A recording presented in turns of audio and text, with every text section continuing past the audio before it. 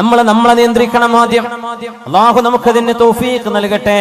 അതിന് നബി തങ്ങൾ ദുആ ഇറക്കാൻ പറഞ്ഞ ദുആയുണ്ട്. അല്ലാഹുമ്മ ആതി നഫ്സി തഖ്വാഹാ വസക്കിഹാ അൻത ഖൈറു മൻ സക്കാഹാ അൻത വലിയുഹാ വമൗലാഹാ. ഹബീബായ തങ്ങൾ പഠിപ്പിച്ച ദുആയാണിത്. അല്ലാഹുവേ ആതി നഫ്സി തഖ്വാഹാ, എന്റെ ശരീരത്തിന്റെ എന്റെ നഫ്സിനെ നിയന്ത്രിക്കാനുള്ള കഴിവ് നീ എനിക്ക് നൽകണേ റബ്ബേ. ഒരു മനുഷ്യൻ അവനവനെ കൺട്രോൾ ചെയ്യാൻ പറ്റാത്തൊരവസ്ഥ, അത് വലിയ അപകടമാണ്. നമുക്ക് നമ്മുടെ ഇമോഷൻസ്, നമ്മുടെ വികാരങ്ങള്, നമ്മുടെ വിചാരങ്ങള്, നമ്മുടെ തോന്നലുകള്, നമ്മുടെ വികാര വിക്ഷോഭങ്ങള് ഇത് നിയന്ത്രിക്കാൻ കഴിയാതെ വരുന്നത് വലിയൊരു ദുരന്തമാണ്. അല്ലാഹുവിനോട് ചോദിച്ച് പ്രാർത്ഥിച്ച് പഠിക്കണം. ഈ ദുആ നമ്മൾ ശരിക്ക് പഠിച്ചു വെക്കണം. അല്ലാഹുമ്മ റബ്ബേ ആതി നഫ്സി തഖ്വാഹാ, എന്റെ ശരീരത്തിന് ആവശ്യമായ ബോധം തഖ്വയും നിന്നെ കുറിച്ചുള്ള ഭയപ്പാടും നീ തന്നെ നൽകണേ റബ്ബേ. വസക്കിഹാ, എന്റെ ശരീരത്തെ നീ ശുദ്ധിയാക്കി തരണമേ. അൻത ഖൈറു മൻ സക്കാഹാ, നീയാണല്ലോ റബ്ബേ ശരീരത്തെ ഏറ്റവും നന്നാക്കി തരുന്നവൻ. അൻത വലിയുഹാ വമൗലാഹാ, എന്റെ ശരീരത്തിന്റെ ഉടമസ്ഥനും എന്റെ ശരീരത്തിന്റെ ഗാർഡിയൻ, എന്റെ ശരീരത്തിന്റെ രക്ഷിതാവ്, ഇതെല്ലാം നീയല്ലയോ റബ്ബേ, നീയല്ലയോ എന്റെ ഉടമസ്ഥൻ. അതുകൊണ്ട് നീ എന്നെ നന്നാക്കി തരണേ എന്ന് അല്ലാഹുവിനോട് നമ്മുടെ ഓരോ വിശ്വാസി ജനങ്ങളും ഓരോരുത്തരും ദുആ ചെയ്യണം. പ്രത്യേകിച്ച് നമ്മുടെ യുവാക്കളും യുവതികളും, ഏറ്റവും പ്രധാനമായി നമ്മുടെ ഉയർന്ന ക്ലാസ്സുകളിൽ പഠിക്കുന്ന വിദ്യാർത്ഥിനികള് ഈ ദുആ പഠിച്ചു വെക്കണം. ഒന്ന് ചൊല്ലി നോക്കൂ, നമുക്ക് ഒരുമിച്ച് ചൊല്ലാം. അല്ലാഹുമ്മ ആതി നഫ്സി തഖ്വാഹാ വസക്കിഹാ അൻത ഖൈറു മൻ സക്കാഹാ അൻത വലിയുഹാ വമൗലാഹാ. ഒരുപക്ഷേ നമ്മൾ കേട്ടു പരിചയപ്പെട്ട പ്രാർത്ഥനയാകും ഇത്. എപ്പോഴും ഇടക്കിടക്ക് തിന്മകളിലേക്ക് ചിന്ത വരുമ്പോൾ ദുആ ഇറക്കണം. റബ്ബേ എന്നെ നീ കാത്തുരക്ഷിക്കണമേ. ഒരു നേരത്തെ, ഒരു സെക്കൻഡ് നേരത്തെ നമ്മുടെ ചിന്തയിൽ വരുന്ന ഒരു ഭ്രമം മതിയാകും ജീവിതം തകരാൻ. ഒരു സെക്കൻഡ് നേരത്തെ നമ്മുടെ ശരീരത്തിന് തോന്നുന്ന ഷഹ്വത്ത്, വൈകാരികമായ ഒരു ചിന്ത, ചുറ്റുപാടുകളെ സംബന്ധിച്ച് ബോധമില്ലാതെ, ശറഅനെ കുറിച്ച് ബോധമില്ലാതെ, അല്ലാഹുവിനെ കുറിച്ചും ഹബീബിനെ കുറിച്ചും ബോധമില്ലാതെ നമ്മൾ എടുക്കുന്ന ഒരു എടുത്തുചാട്ടമോ ഒരു വിവരക്കേടോ ജീവിതം മുഴുവൻ തകരാൻ അത് മതിയാകും. അല്ലാഹുവിനോട് കാവൽ ചോദിക്കണേ. അല്ലാഹുമ്മ ആതി നഫ്സി തഖ്വാഹാ വസക്കിഹാ അൻത ഖൈറു മൻ സക്കാഹാ അൻത വലിയുഹാ വമൗലാഹാ. മഹാനായ റബീഉ ഇബ്നു ഖുസൈം റളിയല്ലാഹു തആല അൻഹു കരഞ്ഞ് ശരീരമാസകലം മെലിഞ്ഞുണങ്ങിയിട്ട് മഹാൻ പറയുന്നു, വല്ലാഹി ഇൻഷാ അല്ലാഹു ലാ യസ്അലുനി റബ്ബി അന്നി വഖഅതു ബിഫാഹിശത്തിൻ അബദാ. അല്ലാഹുവിനോട് ദുആ ഇറക്കുകയാണ്. അല്ലാഹുവിന്റെ മുമ്പിൽ ശപഥം ചെയ്തു പറയുന്നു റബീഉ റളിയല്ലാഹു അൻഹു, വല്ലാഹ്, അല്ലാഹുവിനെ തന്നെയാണ് സത്യം. ഈ വാക്ക് പോലെ നമുക്കൊരു ധൈര്യപ്പെട്ട് പറയാൻ കഴിയോ? ധൈര്യപ്പെട്ട് പറയാൻ കഴിയുമോ? വല്ലാഹി, അല്ലാഹുവിനെ തന്നെയാണ് സത്യം.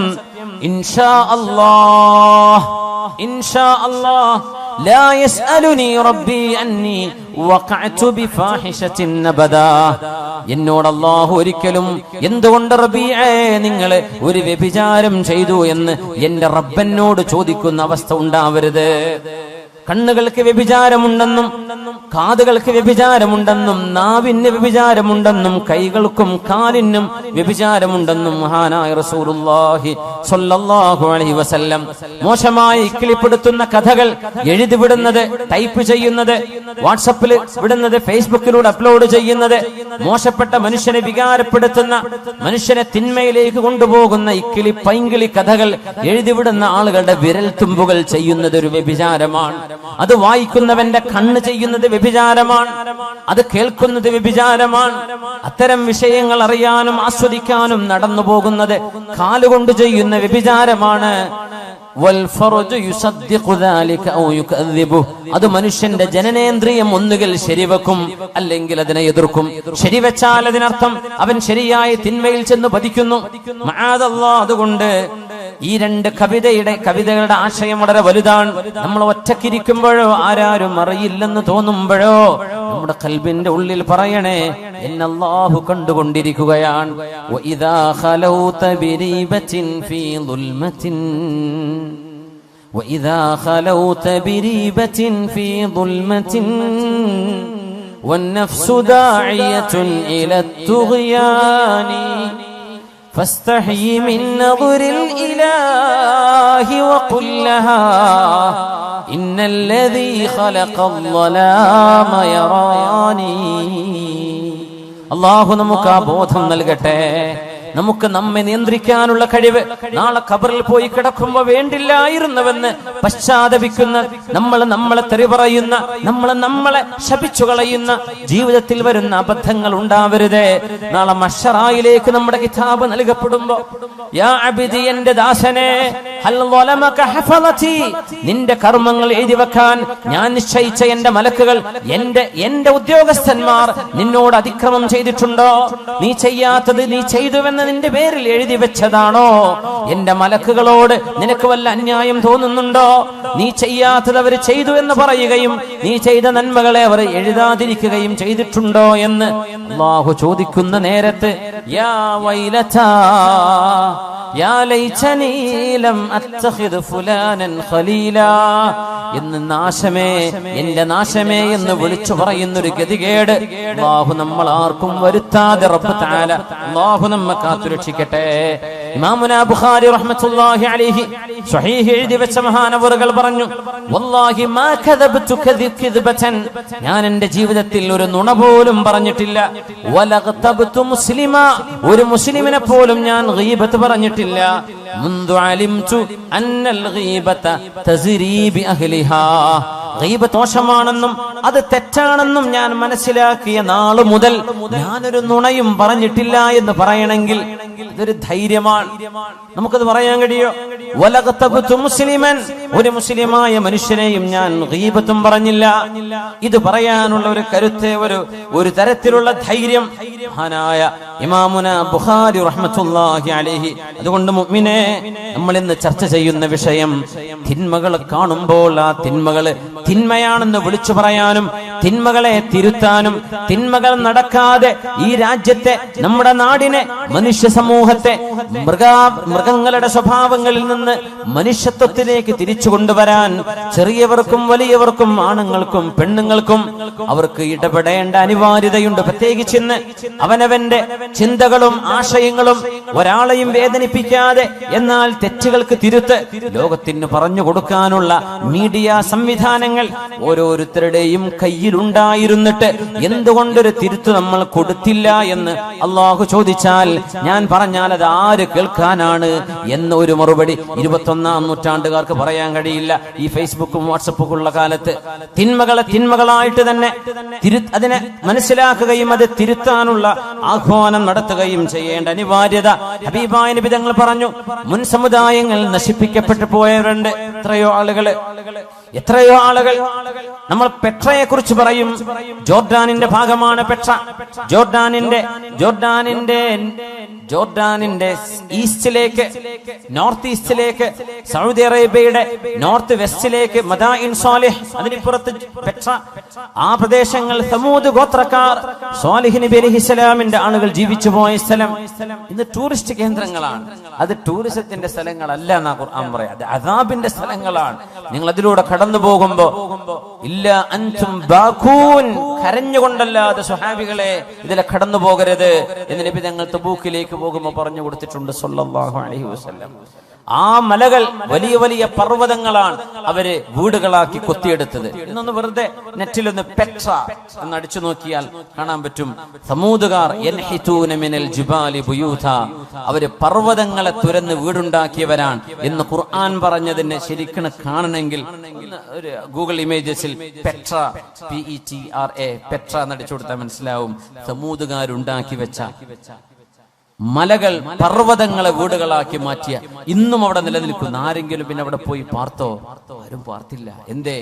ആ സമുദായം നശിപ്പിക്കപ്പെട്ടു പോയവരാണ്. പിന്നെ ആരും അവിടെ അനന്തരെടുത്തിട്ടില്ല. വാപ്പാന്റെ വീട് വലിയ വലിയ മാമലകളാണ്, വലിയ ജനലും വാതിലുമുള്ള വലിയ വീടുകളായി കോട്ടകളാക്കി ഇവർ പണിതത്. ആരെങ്കിലും പാർത്തോ? ഇല്ല. അല്ലാഹു നശിപ്പിച്ചു. ഇറ്റലിയുടെ ഭാഗമായ ഒരു സ്ഥലമുണ്ട്, പ്യൂംപി എന്ന് പറയുന്ന സ്ഥലം. പ്യൂംപി വ്യഭിചാരം പച്ചയായി തെരുവുകളിൽ വ്യഭിചാരം നടത്തിയ ആളുകളാണ്. ആ വ്യഭിചാരത്തിൽ പ്രത്യേകത, എല്ലാ അങ്ങാടികളുടെ ചുമരുകളിലും പുരുഷനും സ്ത്രീയുടെയും നഗ്നമായ രൂപങ്ങളും ചിത്രങ്ങളും പച്ചയായി എഴുതി വെച്ചിരുന്ന ചിത്രപ്പണിയെടുത്തിരുന്ന പ്യൂംപി എന്ന് പറയുന്ന നാട്ടുകാർ ഇറ്റലിക്കാരാണ്. ആ നഗരം അള്ളാഹു നശിപ്പിച്ചത്. ഇന്ന് അവിടെ ചരിത്രാവശേഷിപ്പുകളുണ്ട്. എന്താ? ആ പ്യൂംപിയിലേക്ക് കടക്കുമ്പോ ചെറിയ മക്കളെ, അതൊരു ഒരു മ്യൂസിയം സിറ്റിയാണിന്ന്. അല്ലാഹു തആല പാറകൾക്കുള്ളിലെ തിളച്ചുമറിയുന്ന ഭൂമിക്കുള്ളിലെ ലാവ, അഗ്നിപർവ്വതം ഉണ്ടാകുമ്പോഴുണ്ടാകുന്ന ലാവ പ്യൂംപി നഗരത്തിലേക്ക് അടിച്ചു വന്ന് വ്യഭിചാരത്തിൽ ഏർപ്പെട്ടിരുന്ന ആണിന്റെയും പെണ്ണിന്റെയും ദേഹത്തിലൂടെ ആ ചുട്ടുപൊള്ളുന്ന കുഴമ്പ് പോലെയുള്ള പാറയുടെ അള്ളാഹുവിന്റെ ഈ ലാവയുടെ ആ ഒരു ലായനി ദേഹത്തുകൂടെ കവിഞ്ഞു പോയപ്പോ കിടന്ന കിടപ്പിൽ കല്ലുകളായി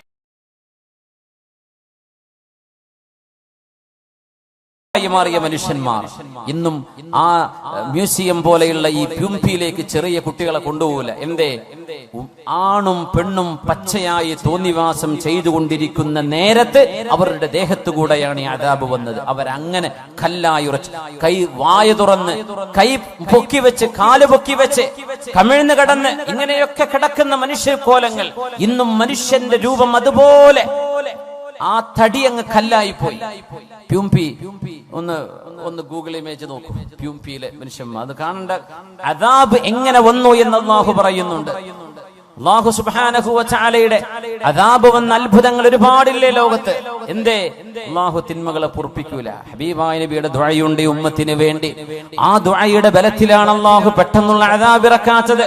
വിശുദ്ധ നബി ഞങ്ങൾ പറഞ്ഞു, ഇന്നമാ ഹലകല്ലദീന മിൻ ഖബ്ലികും, നിങ്ങളുടെ മുൻഗാമികൾ നശിക്കാൻ കാരണം. അബൂ ദാവൂദ് റഹ്മഹുല്ലാഹ് സുനനിൽ കൊണ്ടുവന്ന ഹദീസ്. നിങ്ങളുടെ മുൻഗാമികൾ അല്ലാഹു നശിപ്പിച്ചത്, ഒരു മനുഷ്യൻ തന്റെ കൂട്ടുകാരൻ തിന്മ ചെയ്യുമ്പോ നീ അത് ചെയ്യല്ലേ എന്ന് പറയും. കള്ളുടിക്കുന്നോട് നീ കുടിക്കല്ലേ എന്ന് പറയും. വ്യഭിചരിക്കുന്നോട് വ്യഭിചരിക്കല്ലേ എന്ന് പറയും. പെണ്ണുങ്ങളുടെ പിന്നാലെ നടക്കുന്നോട് നീ ചെയ്യല്ലടോ, മോശല്ലേ എന്ന് പറയും. പിന്നെ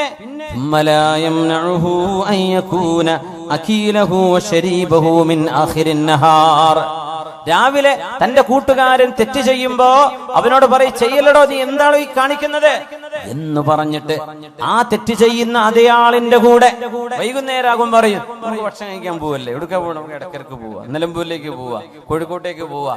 എന്നിട്ട് ആ തെറ്റ് ചെയ്തവൻ അവനോടായി വന്ന് രാവിലെ പറഞ്ഞത് നീ ചെയ്ത് തെറ്റാണത്, ചെയ്യല്ലേ എന്ന് പറഞ്ഞ അവന്റെ കൂടെ ആ തെറ്റിഷ്ടപ്പെടുന്നവനോട് കൂടെ തന്നെ പോയി ഭക്ഷണം കഴിക്കുകയും കൂടെ ഇരുന്ന് വെള്ളം കുടിക്കുകയും ചെയ്യും.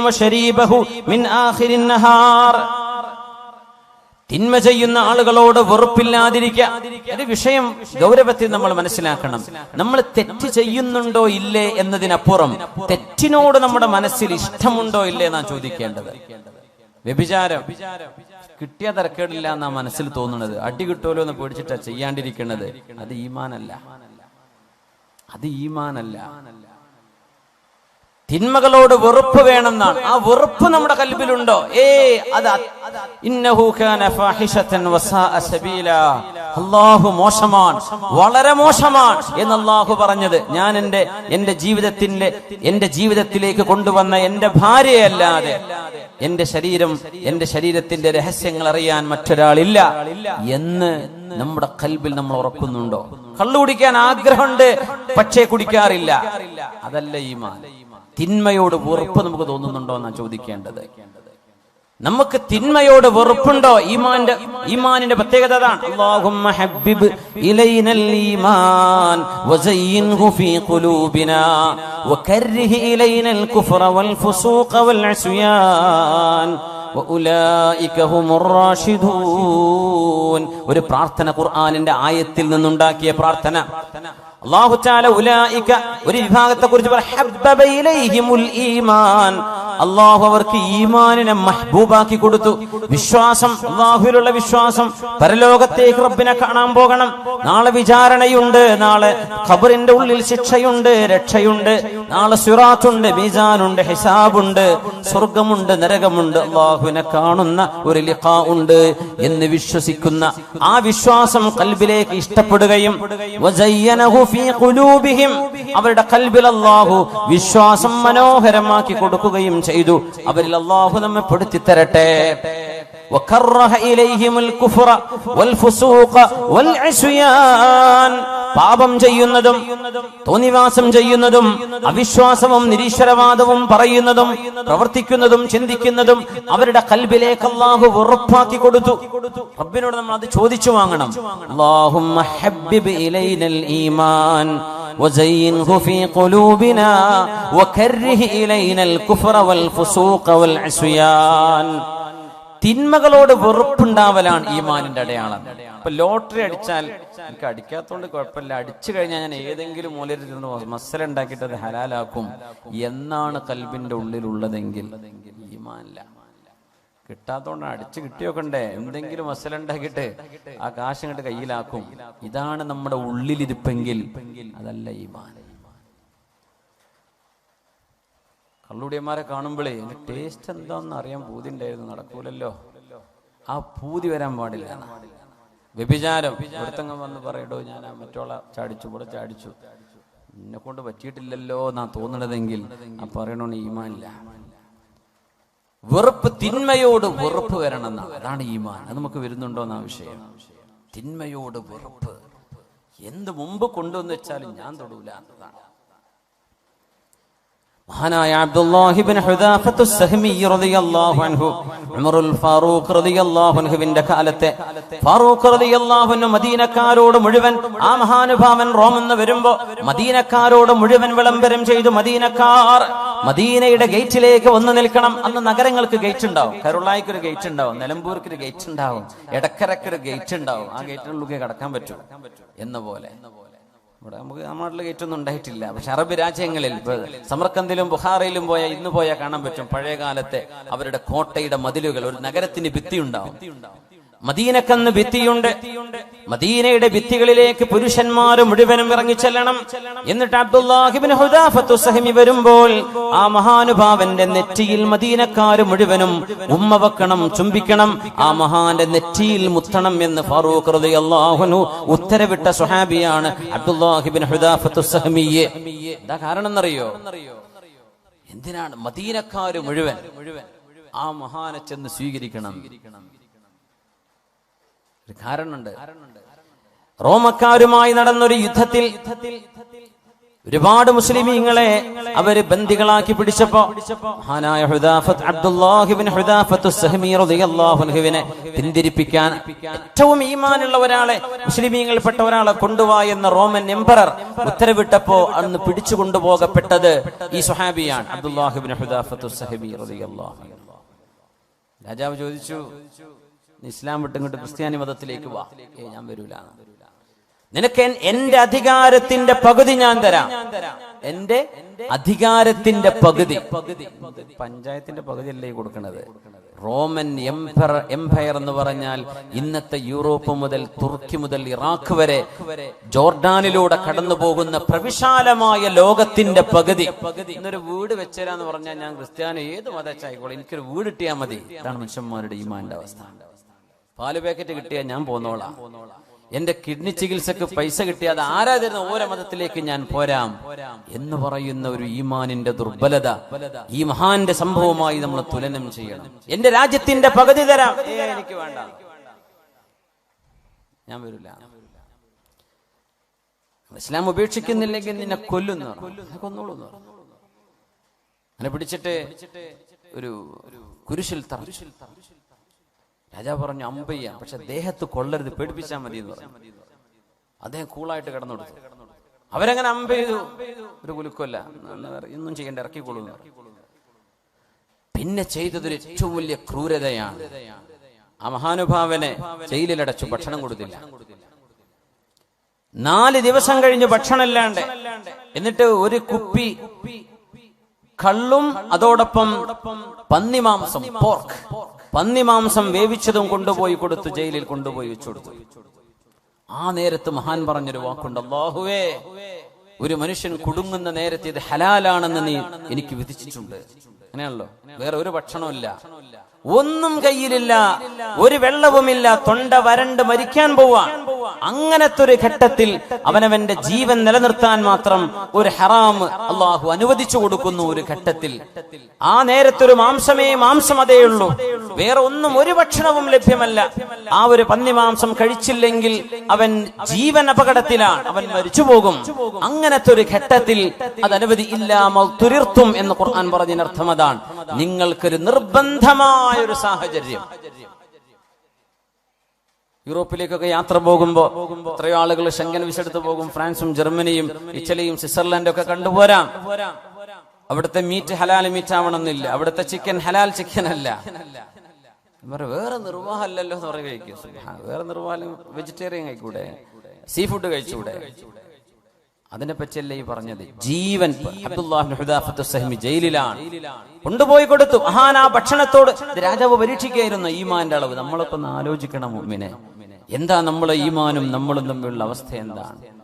ആ മഹാനൊരു വാക്ക് പറഞ്ഞവരുടെ മുമ്പിൽ, അല്ലാഹുവേ, ജീവിതത്തോട് മല്ലടിക്കുന്ന, മരണം മുന്നിൽ കാണുന്ന ഒരു മനുഷ്യന് ദാഹാർത്തനായ എന്റെ മുമ്പിൽ നീ ഹറാമായ വെള്ളവും ഹറാമായ മദ്യവും നീ ഹലാല് പോലെ അനുവദിക്കുന്നുണ്ട് എന്ന് എനിക്കറിയാം റബ്ബേ. ഈ മാംസം എനിക്കിപ്പോൾ കഴിക്കൽ ഹലാലാണെന്ന് എനിക്കറിയാം. 4 ദിവസമായി ഞാൻ പട്ടിണിയിലാണ്.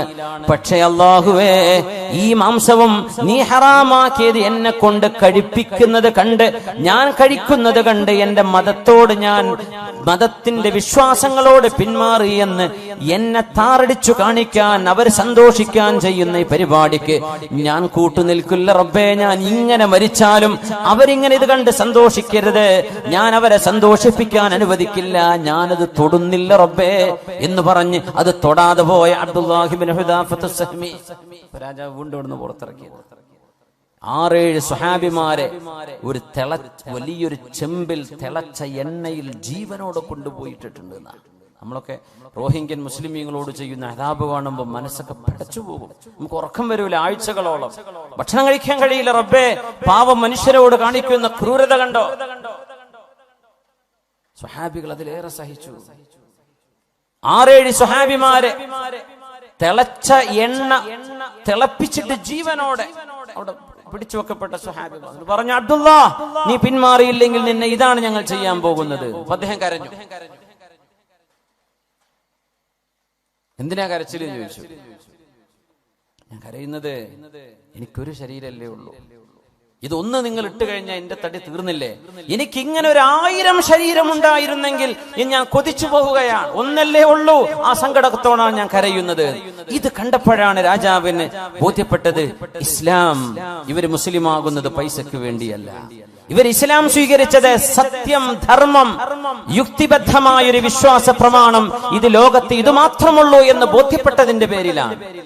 ആ ഒരു വിശ്വാസത്തിന്റെ പ്രതീകമായ അബ്ദുല്ലാഹി ഇബ്നു ഹുദാഫത്ത് സഹ്മിയെ ഒന്നും ചെയ്യാതെ ശിക്ഷിക്കാതെ ഇയാൾ വെറുതെ വിടാൻ പോവുകയാണ് രാജാവ്. ഈ മനുഷ്യന്റെ ഈമാനിന്റെ ഘനം കണ്ടിട്ട് നമുക്ക് അങ്ങനത്തെ ഒരു ചെറിയൊരു ഘട്ടം വന്നാൽ എന്തായിരിക്കും നമ്മുടെ അവസ്ഥ? നമ്മളെ കീഴടങ്ങി കൊടുക്കൂലേ? അന്നേരം രാജാവ് പറഞ്ഞു, അബ്ദുല്ലാ, അവസാനത്തെ ഒരു ചോദ്യം, നീ എന്റെ നെറ്റിയിലൊന്ന് ഉമ്മ വെക്കുമോ? നെറ്റിയിൽ ഉമ്മ വെക്കെന്ന് പറഞ്ഞാൽ ഞാൻ താഴെയാണ്, നിങ്ങൾ മീതയാണ്, ഞാൻ നിങ്ങളെ ബഹുമാനിച്ചു, ഞാൻ ഒന്നുമല്ല എന്നൊരു സമ്മതിപ്പിക്കലാണത്. ഞാൻ പറഞ്ഞു, ഞാൻ ചെയ്യാം, പക്ഷേ ഒരു കണ്ടീഷൻ ഉണ്ട്. ഞാനത് ചെയ്താൽ എന്റെ കൂടെയുള്ള 10, 70, 80 സ്വഹാബിമാർ, മുസ്ലിമീങ്ങൾ, താബിഈങ്ങളുണ്ട്, അവരെ നിങ്ങൾ വിട്ടയക്കണം എന്റെ കൂടെ. അദ്ദേഹം പറഞ്ഞു, നീ എന്റെ നെറ്റിയിലൊന്ന് ഉമ്മ വെച്ചാൽ നിന്നെ ഞാൻ വിട്ടയക്കാം. മഹാനവർ പറഞ്ഞു, ഞാനത് ചെയ്യാം, പക്ഷേ എന്റെ കൂടെയുള്ള 80 ആളുകളുടെ ജീവൻ അതുകൊണ്ട് രക്ഷപ്പെടണം, എന്റേത് മാത്രമല്ല. ഞാൻ തരാം. രാജാവിന് എങ്ങനെയെങ്കിലും അബ്ദുല്ലാഹി തങ്ങൾ കീഴടങ്ങണമെന്ന ആഗ്രഹത്തിലേക്ക് എത്തി. അങ്ങനെ ആ രാജാവിന്റെ നെറ്റിയിൽ അദ്ദേഹം ഉമ്മ വെച്ചു. ഒന്നുമില്ല, പ്രതീകാത്മകമായി ആ ഒരു സാഹചര്യം 80 ആളുകളുടെ ജീവൻ രക്ഷിക്കാൻ. ആ സംഭവം കഴിഞ്ഞ് വരുമ്പോഴാ ഫാറൂഖ് റളിയല്ലാഹു അൻഹു പറഞ്ഞത്, മദീനക്കാരായ മുഴുവൻ പുരുഷന്മാരും മദീനയുടെ ഗേറ്റിലേക്ക് നിൽക്കണം. ഇനി വരാനുള്ള അബ്ദുല്ലാഹി ഇബ്നു ഹുദാഫത്ത് സഹമിയുടെ നെറ്റിയിൽ നിങ്ങൾ ഉമ്മ വെക്കണം. അന അബ്ദഉ ബിഹിം, ഞാനാണത് ആദ്യം ചെയ്യുന്നത് എന്ന് പറഞ്ഞ് ആ നെറ്റിയിൽ ഉമ്മ ചാർത്തിയ ഉമർ ഇബ്നുൽ ഖത്താബ് റളിയല്ലാഹു അൻഹു മദീനക്കാർ മുഴുവനും. അതൊരു ഈമാനാണ്. നമ്മളെവിടെ കിടക്കുന്നു? നമ്മുടെ ഈമാൻ എവിടെ കിടക്കുന്നു? മുഅ്മിനേ, അല്ലാഹുവിനോട് ചോദിക്കണം, അല്ലാഹുമ്മ ഹബ്ബിബ് ഇലൈനൽ ഈമാൻ, അല്ലാഹു ഞങ്ങളുടെ ഹൃദയത്തിലേക്ക് ഈമാൻ മഹ്ബൂബാക്കി തരണേ റബ്ബേ. ഈമാനോടൊരു ഇഷ്ടം വരണം. അത് നമ്മൾ പഠിക്കുമ്പോഴാണ് അതിനോട് ഇഷ്ടം വരിക, അറിയുമ്പോഴാണ് അതിനോട് ബഹുമാനം വരിക. അല്ലാഹുമ്മ ഹബ്ബിബ് ഇലൈനൽ ഈമാൻ وزينه في قلوبنا وكره إلينا الكفر والفسوق والعصيان وجعلنا من الراشدين. എഴുന്നേറ്റ് സ്വലാത്ത് ചൊല്ലിയിരിക്കാം. صلوا على النبي محمد وآله اللهم صل على سيدنا محمد وعلى آل سيدنا محمد وبارك وسلم عليه. نقول وركشل يقول اللهم صل على سيدنا محمد وعلى آل سيدنا محمد وبارك وسلم عليه. نقول اللهم صل على سيدنا محمد وعلى آل سيدنا محمد وبارك وسلم عليه. ഇരിക്കുന്ന മുമ്പ് പേഴ്സൊക്കെ ഒന്ന് എടുത്ത് റെഡിയാക്കി വെക്കി. ആ തേങ്കുപ്പിയൊക്കെ ഒന്ന് കൊണ്ടുപോയി കൊടുക്കി. നമുക്ക് ഇൻഷാ അല്ലാഹ് പരിപാടിയുടെ ഇതിന്റെ ചെലവും പന്തലൊക്കെ കണ്ടറിയല്ലോ.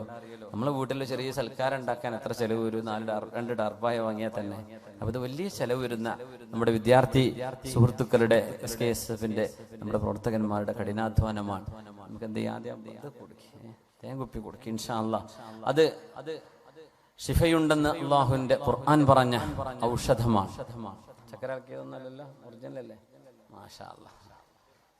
അതുകൊണ്ട് തന്നെ ധൈര്യമായിട്ട് വയറുവേദന വന്ന സ്വഹാബിയോട് നബി തങ്ങൾ, ജ്യേഷ്ഠന് വയറുവേദന നബിയെ തേൻ കൊടുക്കുന്നു. തേൻ കുടിച്ചിട്ട് വയറുവേദന കൂടി. പൊന്നാര നബിയെ വയറുവേദന കൂടി, ഒന്നുകൂടി കൊടുക്കുന്നു. രണ്ടാമതും അപ്പോഴും പറഞ്ഞു, നബിയെ കുടിച്ചതിന് ശേഷം വീണ്ടും വയറുവേദന കൂടിയിരിക്കുകയാണ്. അല്ലാഹ് പറഞ്ഞത് സത്യമാണ്, നിന്റെ ജ്യേഷ്ഠന്റെ വയറാണ് നുണ പറഞ്ഞത്. കൊടുക്ക് തേന്, അത് തന്നെയാണ് അതിന്റെ ഔഷധം എന്ന് പറഞ്ഞു. മൂന്നാമതും കൊടുത്തു, അതിൽ സുഖമായി. വളരെ സ്വഹീഹായ ഹദീസാണ്. ഇൻഷാ അല്ലാഹ് അല്ലാഹു ശിഫ നൽകട്ടെ. ഒരു കുപ്പിയുടെ തന്നേക്ക്. ബിസ്മില്ലാ. എല്ലാവർക്കും കൂടെ വാങ്ങിക്കാൻ എല്ലാവർക്കും തയ്യോ? ഉള്ളവരെന്തേ നല്ലൊരു സംഖ്യ കൊടുക്കുക. ഒരു 500 കുറയാതൊക്കെ കൊടുത്താൽ നമുക്ക് ഏകദേശം നമ്മുടെ ചെലവിലേക്കൊക്കെ കിട്ടുമെന്നും പറയാൻ പറ്റൂലല്ലേ? ഉണ്ടാവോ? ബിസ്മില്ലാ. ഒന്ന് ഞാൻ എടുത്തു, ബാക്കി എന്ത് ചെയ്യാം? എല്ലാവരും വാങ്ങിക്കും. ബിസ്മില്ലാ. നമ്മൾ അരിക്കോട്ട് ഇങ്ങനെ തേൻ കൊടുത്തിട്ട് ഞാൻ വിളിച്ചു നോക്കിയപ്പോൾ അവർക്ക് തേൻ്റെ കായിനെ മുതലായിട്ടില്ല എന്നല്ല. ഓരോരുത്തർ 50, 10 കൊടുത്തിട്ട് വാങ്ങിയ തേൻ കുപ്പി തരൂലാൻ പറയാൻ വയ്യല്ലോ സംഘാടകർക്ക്. അപ്പൊ അങ്ങനെ ആയിപ്പോയത്. ഒരു വാങ്ങിയ തന്നെ പിന്നെ കടായിപ്പോയി. അപ്പൊ അങ്ങനെ ആയി പോകരുതേ. എല്ലാവരും ഒന്ന് സഹകരിക്കണേ. നിങ്ങളൊന്നും പിന്നെ ഇങ്ങനെ കിട്ടിക്കോണമെന്നില്ല. ഇവിടെ എന്ത് ചെയ്യാ? അള്ളാന്റെ ഹദറത്തിലേക്ക് എത്തിയ സ്ഥലിക്ക് എന്ത് ചെയ്യാ? നന്നായിട്ട് സഹായിക്കുക. ആ പ്രയാസങ്ങളും ബുദ്ധിമുട്ടൊക്കെ അള്ളാഹു തആല സലാമത്താക്കി തരട്ടെ. ഒരു 500 മിനിമം എന്ന് ഞാൻ പറയാൻ പറ്റുന്നവര്, അല്ലാത്തവര് നിങ്ങളടുത്ത് അതിൽ താഴെ ഉള്ളൂ, വേറെ ഒന്നും നിങ്ങളടുത്തില്ല എന്ന് അള്ളാഹുക്കും നിങ്ങൾക്കും അറിയാം. എന്നാ പിന്നെ നിങ്ങൾ പറ്റുന്ന കൊടുക്കുക ഇൻഷാ അല്ലാഹ്. അപ്പോ അള്ളാഹു ഖൈറാക്കി തരട്ടെ. സഹോദരിമാരെ ഭാഗത്തേക്ക് കൊണ്ടുവരണ്ട, അവർ ഭാഗത്തേക്ക് കൊണ്ടുവരും. എല്ലാവർക്കും തികയോ? അത് കഴിഞ്ഞിട്ട് മതി, ബാക്കി നമുക്ക് ബക്കറ്റ് കൊടുക്കാം. ആർക്കെങ്കിലും സ്വതക്ക ചെയ്യാൻ താല്പര്യം ഉണ്ടെങ്കിൽ ഇൻഷാ അല്ലാഹ് അള്ളാഹു തൗഫീഖ് ചെയ്യട്ടെ. അതുകൊണ്ട് മുഅ്മിനേ, ബിസ്മില്ലാഹിർ റഹ്മാനിർ റഹീം. لعن الذين كفروا من بني إسرائيل على لسان داود وعيسى بن مريم ذلك بما عصوا وكانوا يعتدون. കാനൂ ലാ യതനാഹൗന അൻ മുൻകരിൻ ഫഅലൂഹു ലബിഅസ മാ കാനൂ യഫഅലൂൻ. സൗണ്ട് പെർഫെക്റ്റ് ആണ്. സൂറത്തുൽ മാഇദ ഒരു വിഭാഗം ആളുകളെ രണ്ട് പ്രവാചകന്മാർ ശപിക്കാൻ കാരണം കാനൂ ലാ യതനാഹൗന അൻ മുൻകരിൻ ഫഅലൂഹു, അവർ ചെയ്തുകൊണ്ടിരിക്കുന്ന തിന്മകളെ അവരാരും എതിർക്കാത്തവരായിരുന്നു, കണ്ടില്ലെന്ന് നടിക്കുകയായിരുന്നു. നമ്മുടെ ചുറ്റുവട്ടത്ത് കൂട്ടുകാരെ പറ്റി അറിയും. ചിലർ പറയില്ലേ, ഓനെ കുറച്ച് അഫയർ പ്രശ്നമുണ്ട്, ഓൻ പെണ്ണിന്റെ ആളാണ്, ഓൻ കള്ളിന്റെ ആളാണ്, ഓൻ മയക്കുമരുന്ന്, ഒന്ന് മയങ്ങുന്നുണ്ട്, ഓൻ പെയിന്റ് അടിക്കുന്നുണ്ട്, ഓൻ അതുണ്ട്. പല പെയിന്റ് പണിനെ കുറിച്ചല്ല പറഞ്ഞത്, മയക്കുമരുന്നിന്റെ പല കോഡ് ഭാഷകളുണ്ട്. സുബ്ഹാനല്ലാഹ്. ഇതറിയുന്ന കൂട്ടുകാരെ അത് ഓൻ ചെയ്തോട്ടെ, ഞാൻ ചെയ്യണില്ലല്ലോ. അങ്ങനെയല്ല, നീ അത് ചെയ്യല്ലടാ. നീ ഇങ്ങനെ മരിച്ചാൽ അള്ളാന്റെ അടുത്ത് മയക്കുമരുന്ന് അഡിക്ഷനിൽ നീ നിന്റെ മലക്കുൽ മൗത്ത് നിന്റെ റൂഹിനെ പിടിച്ചാൽ നീ പോകുന്ന നരകത്തിലേക്കല്ല. യുഹ്ശറുന്നാസു അലാ മാ മാതു അലൈഹി, നിങ്ങൾ എങ്ങനെയാണോ മരിക്കേണ്ടത് അങ്ങനെയാണ് നാളെ പരലോകത്ത് പുനർജന്മം നൽകുക. അല്ലാഹു കാത്തുരക്ഷിക്കട്ടെ. അപ്പൊ നീ ഇങ്ങനെ മരിച്ചാൽ എനിക്ക് അദാബല്ലടോ, നാളെ നിന്റെ പരലോകം എന്നേക്കുമായുള്ള നിന്റെ ഒരു ജീവിതം ഒരു നേരത്തെ ഒരു ആസ്വാദനം കൊണ്ട് നീ നശിപ്പിക്കണോ? കൂട്ടുകാര് പറയണം. കൂട്ടുകാര് സുഹൃത്തിനോട്, പെണ്ണ് പെണ്ണിനോട്, ആണിനോട്, കൂട്ടുകാരോട്, കൂട്ടുകാരികളോട് തിന്മയിൽ നിന്ന് മോചിപ്പിക്കണം. ബോയ് ഫ്രണ്ടും ഗേൾ ഫ്രണ്ടും ഉള്ള ആൾക്കാരൊക്കെ ഉണ്ടാവും. അവർക്കറിയാം, കൂട്ടുകാർക്കറിയാം, അവർ വലിയ രസത്തിലാ പറയാം, അത് അവന്റെ ഫ്രണ്ട് നമുക്കറിയാം. നീ എന്തെങ്കിലും ഇടപെട്ടോ, അവരോട് പറഞ്ഞോ ഇത് തിന്മയാ, ചെയ്യരുത്, അരുതാത്തതാണ്, അല്ലാഹു ഇഷ്ടപ്പെടില്ല. ഒരു വിവാഹത്തിലൂടെയുള്ള ഒരു കുടുംബജീവിതമല്ലാതെ വഴിവിട്ട ഈ ബന്ധങ്ങൾ പാടില്ല എന്ന് നീ പറഞ്ഞോ നിന്റെ കൂട്ടുകാരനോട്, നിന്റെ കൂട്ടുകാരിയോട്. ഒരു വിഭാഗം ശപിക്കപ്പെട്ടു. ശപിച്ചു എന്ന് പറഞ്ഞാൽ എന്താ? അള്ളാഹുവിന്റെ റഹ്മത്ത് അവർക്ക് കിട്ടൂല എന്നല്ലേ. റഹ്മത്ത് കിട്ടാതിരുന്നാൽ അവരുടെ കൂടെയുണ്ടാകുന്നത് പിശാചാണ്.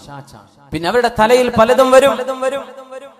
മക്കളെ അറുത്തു കൊല്ലുന്നതും, കാമുകന് വേണ്ടി ഭർത്താവിനെ തലക്കടിച്ചു കൊല്ലുന്നതും, വീടും കുടുംബവും നാടും എല്ലാം ഉപേക്ഷിച്ച് ഒരു നേരത്തെ തലക്ക് പിടിക്കുന്ന ഒരു ഭ്രാന്ത് കൊണ്ട് പ്രേമം തലക്ക് കയറി 2 കുഞ്ഞിന്റെ ഉമ്മയും 3 കുഞ്ഞിന്റെ ഉമ്മയും 2 കുഞ്ഞിന്റെ വാപ്പയും 3 കുഞ്ഞിന്റെ വാപ്പയും ഇറങ്ങി ഓടുന്നതും പിശാച് തലയിൽ കയറിയത് കൊണ്ടല്ലേ. ഒരു നേരം ബോധമുണ്ടെങ്കിൽ ഇത് ചെയ്യോ? അവസാനം കുറച്ചു നേരം കഴിഞ്ഞ് പെട്രോൾ കഴിഞ്ഞ് വണ്ടി നിൽക്കുമ്പോഴാണ് ഓർമ്മ വരും, എന്തിനിപ്പോ ഞാനിതൊക്കെ ചെയ്തത്, ഇത്രയേ ഉണ്ടായിരുന്നുള്ളൂ, ഇതിനാണോ ഇപ്പൊ ഞാൻ ഈ ലോകം മുഴുവൻ ഇളക്കി മറിച്ചത്, കോടതി വരാന്തകളും ഒച്ചപ്പാടും ബഹളങ്ങളും ഒക്കെ ഉണ്ടാക്കിയത് ഇതിനായിരുന്നോ എന്ന് തിരിച്ചറിയുമ്പോഴേക്കും കാര്യം കൈവിട്ടു പോയിട്ടുണ്ടാകും.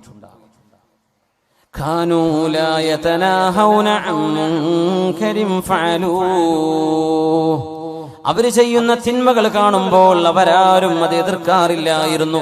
നിബിതങ്ങൾ പറഞ്ഞല്ലോ സല്ലല്ലാഹു അലൈഹി വസല്ലം, രാവിലെ തിന്മകൾ ചെയ്യുന്ന ആളുകളെ കാണുകയും അവരെ എതിർക്കുകയും ചെയ്യുന്നവർ അവരോടൊരു വെറുപ്പ് തോന്നാതെ വൈകുന്നേരം അവരുടെ കൂടെ ഇരുന്ന് ഭക്ഷണം കഴിക്കുന്നവരായിരുന്നു.